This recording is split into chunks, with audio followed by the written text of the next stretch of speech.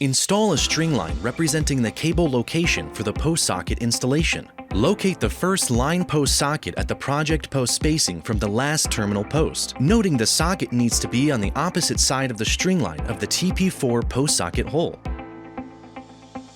Drill the appropriate size hole with the center of the hole 2 inches off the string line and fill it with concrete. Install the socket into the concrete. The socket type may be different than shown, and the socket should be set so that the top of the socket is flush with grade and the socket is plumb.